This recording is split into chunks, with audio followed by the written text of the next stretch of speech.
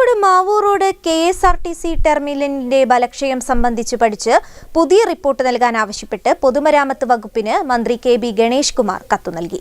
പൊതുമരാമത്ത് chief engineer, chief technical examiner എന്നിവർ ഉൾപ്പെട്ട സംഘത്തെ ഇതിനായി നിയോഗിക്കണമെന്നും മന്ത്രി ആവശ്യപ്പെട്ടു.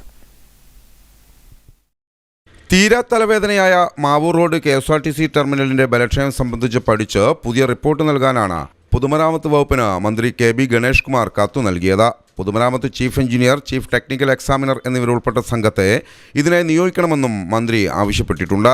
ഇതോടൊപ്പം KSRTCയുടെ എല്ലാ ടെർമിനലുകളിലും വാടക നൽകാതെ പ്രവർത്തിക്കുന്ന ഓഫീസുകളുടെ കണക്കെടുക്കാനും മന്ത്രി നിർദ്ദേശം നൽകി കഴിഞ്ഞു. വിവിധ ടെർമിനലുകളിൽ സർക്കാർ ഓഫീസുകൾ ഉൾപ്പെടെ പ്രവർത്തിക്കുന്നുണ്ടെങ്കിലും KSRTCക്കോ KTDFCക്കോ വാടക കൃത്യമായി ലഭിക്കുന്നില്ല. തിരുവനന്തപുരം ടെർമിനലിൽ ലോട്ടറി വകുപ്പിന്റെ 36 ലക്ഷം കുടിശ്ശികയുണ്ട്. ഏറ്റവും ലാഭത്തിൽ പ്രവർത്തിക്കുന്ന വകുപ്പായിട്ടും KSRTCക്ക് പണം നൽകുന്നില്ല.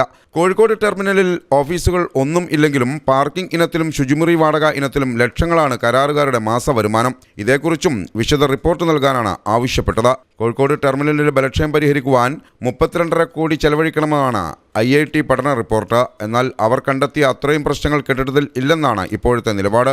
യഥാർത്ഥ കുഴപ്പങ്ങൾ കണ്ടെത്തി ചുരുങ്ങിയ ചെലവിൽ പരിഹരിക്കുവാൻ ലക്ഷ്യമിട്ടാണ് പുതിയ പഠന സംഘത്തെ ചുമതലപ്പെടുത്തുന്നത്. News bureau, Kozhikode.